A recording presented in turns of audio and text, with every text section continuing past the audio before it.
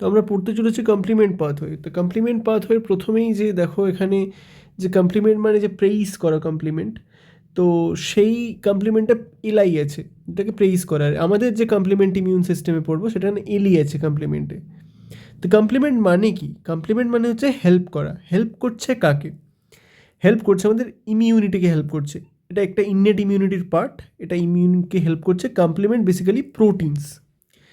তো সিস্টেম, একটা system that is group of protein belonging to innate immunity, ঠিক আছে? তো কমপ্লিমেন্ট বেসিক্যালি তিন রকম হয়, একটা ক্লাসিক্যাল, একটা অল্টারনেট, একটা লেকটিন পাথওয়ে। তো তিন রকমভাবে তিন মানে অ্যাক্টিভেশন হয় যে কমপ্লিমেন্ট প্রোটিনগুলো। তো কমপ্লিমেন্ট প্রোটিনগুলো বেসিক্যালি তৈরি হয় মেনলি হেপাটোসাইটে, যেগুলো হেল্প করে যে অ্যাকোয়ার্ড ইমিউন রেসপন্স আর ইনফ্লামেশন। এটা হেপাটোসাইট ছাড়াও blood monocyte, tissue macrophage, epithelial cells of GIT, genito urinary tract, এখানেও প্রডিউস হয়। তো 5% of the serum globule fraction, তো সেরাম গ্লোবিউলিনের যে ফ্র্যাকশন আছে তার 5% হচ্ছে আমাদের কমপ্লিমেন্ট প্রোটিন, ঠিক আছে? এবারে ক্লাসিক্যাল পাথওয়ে আমরা পড়ছি। তো ক্লাসিক্যাল পাথওয়েতে আমরা বেসিক্যালি পড়ব যে এই যে ক্লাসিক্যাল পাথওয়েটা অ্যাক্টিভেট হচ্ছে আমাদের অ্যান্টিজেন অ্যান্টিবডি কমপ্লেক্সের মাধ্যমে, ইমিউন কমপ্লেক্সের মাধ্যমে।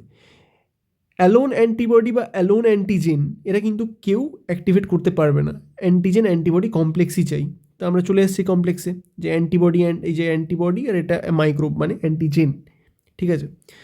তো এই যে এফসি পার্ট, এই এফসি পার্টে আমরা যে CH2 লেখা আছে, এটা কিন্তু CH2 নয়, CH3 হতে পারে, যে কোনো একটা পার্টিকুলার কোনো একটা ডোমেন, যে কনস্ট্যান্ট হেভি চেন ডোমেন, ঠিক আছে?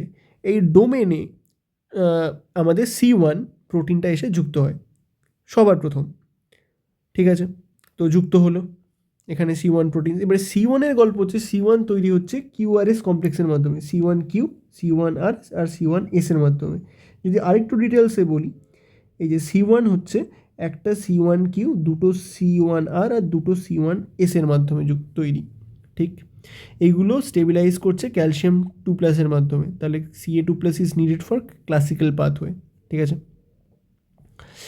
তো তারপরে কি হচ্ছে, তারপরে আমাদের C4 প্রোটিনটা তারপরে এলো, এসে এইখানে C1S এর মাথায় ধাক্কা মারলো। এবারে ধাক্কা মেরে সে নিজে স্প্লিট হয়ে গেল C4A আর C4Bতে। এই যে C4A আর C4B হয়ে গেল, এটা স্প্লিট হয়ে গেল। তার মধ্যে C4Bটা এই ও C1S এর সঙ্গে অ্যাটাচ হয়ে যাবে, কারণ এটার এস্টারেজ অ্যাক্টিভিটি আছে C1S এর। এই যে এখানে ছবিটা দেখো, C4Bটা দেখো C1S এর সঙ্গে অ্যাটাচ করে গেছে, ঠিক? তারপরে কি হবে, তারপরে C2 আসবে, C2 এসে ধাক্কা মারবে C4Bকে, এসে এখানে C2 ভেঙে যাবে C2A আর C2Bতে, ঠিক? এ দেখো ভেঙে গেল, C2A আর C2Bতে ভেঙে গেল। এখানে C2Aটা 4B এর সঙ্গে অ্যাটাচ করবে, এটা এক্সেপশন, ম্যাক্সিমাম বিগুলো অ্যাটাচ করে, দেখো। তারপরে আমার এই C2A কে C3 এসে ধাক্কা মারবে, তাহলে সেম হবে, যে C3A আর C3B ভেঙে যাবে, তাহলে কে যুক্ত হবে? C3B যুক্ত হবে। এই C3B C2 এর সঙ্গে অ্যাটাচ করে গেল, ঠিক আছে? আর C3 এটা বেরিয়ে গেল। এবারে C3-র পরে কে আসবে? C5 আসবে। C5 এসে আবার অ্যাজ ইউজুয়াল একে হিট করলো, হিট করে নিজে ভেঙে গেল C5A আর C5Bতে।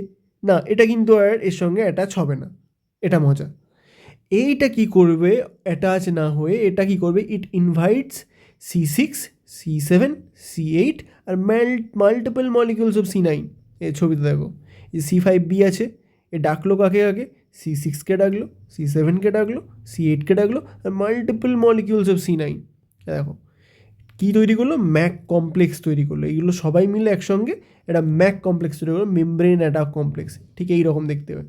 এই যে মাল্টিপল মলিকিউল অফ C9, এই যে C9 পুরো একটা পোর তৈরি করেছে। আর C5B ইনভাইট করছে C6, C7 আর C8কে, ঠিক? এবারে এই যে কমপ্লেক্সটা তৈরি করলো, যে মেমব্রেন অ্যাটাক কমপ্লেক্স, তো এইটা এই যে যে একটা পোর মতো দেখো তৈরি হলো, এইটা কিন্তু এই যে পোরটা তৈরি হয়েছে যে মাইক্রোবটা অ্যাটাক করেছিল তার সেল মেমব্রেনে, এটা ঠিক আছে? তো মাইক্রোওয়েভ সেল মেমব্রেন এরা পোর বানালো, পোর বানিয়ে এর মধ্যে দিয়ে এক্সট্রা সেলুলার ফ্লুইডগুলো এর মধ্যে মানে পুশ করে মাইক্রোবটাকে মেরে দিল। ঠিক আছে, তো তাই জন্য এটাকে মেমব্রেন অ্যাটাক কমপ্লেক্স বলছে। তো ক্লাসিক্যাল পাথওয়ে হয়ে গেল। তো ক্লাসিক্যাল পাথওয়েতে এবারে ব্যাপারটা হচ্ছে যে কী করে মনে রাখবো পরপর সিকোয়েন্সে তো নেই, 1 2 3 4 করে তো সিকোয়েন্স নেই, কেমন একটা ভুলভাল টাইপের। তো সেটা মনে রাখার জন্য মনে রাখতে হবে তোমাকে এস বাপ নেমোনিক, আর নাম্বারিংটা করবে 1, তারপরে বিটা ছেড়ে 2 3, তারপরে বি এর নিচে 4 বসিয়ে দেবে। ঠিক, তাতে কি হবে দেখো কি সিকোয়েন্সটা কি দাঁড়াচ্ছে, যে S1, এই যে S1 মানে C1 CS1, সরি C1S, তারপরে 4B, এই যে C4B, তারপরে 2A, যে C2A, ঠিক, আর এখানে 3B, এখানে 3B, ঠিক। তো এইটা মনে রাখবে, এস বাব, তারপরে 1, এটা ছেড়ে 2 3 4। আরেকটা জিনিস মনে রাখবে যে 2 এর ক্ষেত্রে কেবলমাত্র এটা এলো, বাকি সবার ক্ষেত্রে কিন্তু বিটা আসছে। ঠিক, এবারে দেখো এই যে মেমব্রেন একটা কমপ্লেক্স, যেহেতু মাইক্রোওয়েভ মেমব্রেনটাকে পোর করছে, তাহলে যার মেমব্রেন ঠিক, মানে যে গ্রাম পজিটিভ ব্যাকটেরিয়া যে পেপটিডোগ্লাইকান, তো সেটা ঠিক, তো তাকে কিন্তু পোর করতে একটু মানে টাফ, মানে as compare to gram negative bacteria যার পেপটিডোগ্লাইকান লেয়ারটা খুব থিন, এই যে ব্ল্যাক কালারের পেপটিডোগ্লাইকান লেয়ার। তো সেজন্য এই যে ম্যাক যেটা, সেটা more easily kills gram negative bacteria, gram নেগেটিভে বেশি ইজিলি পোর করতে পারবে। ঠিক আছে, আর একটা classical pathway does not activate immediately after infection. ঠিক আছে, এটা মাথায় রাখবে। আর এটা একটা জিনিস যে C3A, C4A আর C5A, তো এইগুলো অ্যানাফাইলাটক্সিন, মানে এদের যে রিসেপ্টারগুলো আছে, তো রিসেপ্টার ফর দিস প্রোটিনস এর present on mast cell and basophil cell, that is type 1 hypersensitivity, যেটা অ্যানাফাইল্যাক্সিস করায়। ঠিক আছে, এটা একটু মাথায় রাখবে। দেন আমরা আসছি অল্টারনেট পাথওয়েতে।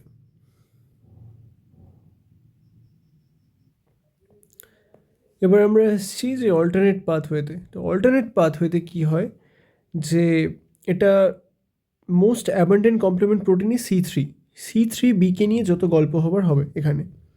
তো বলছি C3 has unstable thioester bond and undergoes spontaneous hydrolysis 3A and 3B। তো C3টা অটোমেটিক্যালি C3A আর C3Bতে ভেঙে যায়। এই C3Bটা হাইলি রিঅ্যাক্টিভ, তো এটা যখন কোনো অ্যাক্টিভেটর থাকে না তখন H2 এর সঙ্গে বাইন্ড করে ইনঅ্যাক্টিভ হয়ে বসে থাকে, কিন্তু যখন অ্যাক্টিভেটর আসে তখন কিন্তু C3B এই জলের সঙ্গে বাইন্ড করে না, এটা কিন্তু অ্যাক্টিভেটরের সঙ্গে বাইন্ড করবে। কী কী অ্যাক্টিভেটর আছে? অ্যাক্টিভেটর এখানে অনেকগুলো আছে, তো তার একটা নেমোনিক্স বানিয়েছি আমি, যে চিনি বলে একটা বাচ্চা মেয়ে, সে সিআরপিএফের কোবরা জোয়ানকে, মানে জোয়ানদেরও তো অনেক ডিভিশন আছে, তো কোবরা ডিভিশনের জোয়ানকে, যে কোবরা জোয়ানকে লিপিডের টিকা দিল। তো চিনি সেটা হচ্ছে কাইটিন, CHI দিয়ে কাইটিন, সিআরপিএফ দিয়ে সিআরপি প্রোটিন, কোবরা এটা স্নেক ভেনাম। ঠিক আছে, জোয়ান জি মানে IgG, lipid that is LPS, এর এ থেকে এ মানে IgA, টিকা টিকোলিক অ্যাসিড দিল ডি, দ্যাট ইজ IgD। তো দেখে নাও যে LPS, teichoic acid, chitin, IgA, IgG, IgD, CRP, snake venom. ঠিক আছে, মোস্ট পোটেন্ট হচ্ছে the most potent that is classical pathway. এটা বাদ দাও, এটা ইম্পর্টেন্ট না। গল্পটা কী দেখো, গল্পটা হচ্ছে যে C3টা যে বললাম স্পন্টেনিয়াসলি C3A C3Bতে নিয়ে যাবে, এর পসিবিলিটি 1 হচ্ছে এটা LPS মানে একটা এক্সাম্পল নিয়েছি, অ্যাক্টিভেটার, মানে এখানে যে কোনো অ্যাক্টিভেটার হতে পারতো, আমি জাস্ট LPSটা নিয়েছি অ্যাজ ফর এক্সাম্পল। তো ডাইরেক্ট এটা C3Bটা LPSের সঙ্গে বাইন্ড হতে পারে, অথবা C3টা LPSের সঙ্গে প্রথমে বাইন্ড হবে, বাইন্ড হয়ে সেইটা ভাঙবে C3A আর C3Bতে, C3Bটা থেকে যাবে আর C3Aটা বেরিয়ে যাবে। ঠিক আছে, এবারে C3B এর সঙ্গে ফ্যাক্টর ডি যুক্ত হবে, সেই ফ্যাক্টর ডি C3B এর সঙ্গে যুক্ত হয়ে ফ্যাক্টর বিকে অ্যাক্টিভেট করবে, ফ্যাক্টর বিটা কিন্তু আলাদা একটা প্রোটিন, ফ্যাক্টর বি, সেই ফ্যাক্টর বিকে অ্যাক্টিভেট করবে, সেই ফ্যাক্টর বিটা ভেঙে যাবে BA আর বিবি মানে ওয়াইফ, এটা এভাবে মনে রাখতে পারো, বিবিটা আমাদের কাজে লাগবে। ঠিক আছে, তো সেই বিবিটা মানে বিবি এবারে অ্যাটাচ করতে চায় সবসময়, মানে অ্যাটাচ হতে চায়, তো বিবি কী করবে, আবার বাইন্ড করবে C3b এর সঙ্গে, বাইন্ড ব্যাক, ঠিক আছে। তো এই যে গোটা প্রসেসটা স্টেবিলাইজড বাই ম্যাগনেসিয়াম, ঠিক আছে। তো আমি তাহলে কি পেলাম, যে C3b এর সঙ্গে আমার বিবি অ্যাটাচ করে গেছে। এবারে এই যে কমপ্লেক্সটা তৈরি হলো এটাকে বলছে অল্টারনেট পাথওয়ে C3 কনভার্টেজ, এই কমপ্লেক্সটার নাম, ঠিক আছে। তো এই কমপ্লেক্সটা কি করবে, C3কে আবার C3কে অ্যাটাক করবে, এই যে C3 দেখতে পাচ্ছ, এই C3কে অ্যাটাক করবে, অ্যাটাক করে আবার C3 আর C3bতে ভাঙবে, C3bটা আবার এই বিবির সঙ্গে আবার অ্যাটাচ করবে, তাহলে বিবির একটা স্যান্ডউইচ কন্ডিশনে চলে এলো। দেখো বিবি একদিকে 3, মানে এই দেখো 3b C3b আবার C3b, তো বিবি মাঝখানে আর এদিকে C3b আবার এদিকে C3b, ঠিক আছে। তো এই যে কমপ্লেক্সটা তৈরি হলো এটা C5 কনভার্টেজ, এটা কে বলে, যে alternate pathway C3 convertase complex. তাই নাম মনে রাখতে হবে না, এই যে কমপ্লেক্সটা তৈরি হলো সেই কমপ্লেক্সটা C5কে অ্যাটাক করবে, তো C5কে অ্যাটাক করে C5a বানাবে, C5b বানাবে। এবারে ক্লাসিক্যাল পাথওয়ের মতো আবার C5b ইনভাইট করবে, C6 C7 C5 করে ম্যাক বানাবে, ঠিক আছে। এটা ছিল অল্টারনেট পাথওয়ে।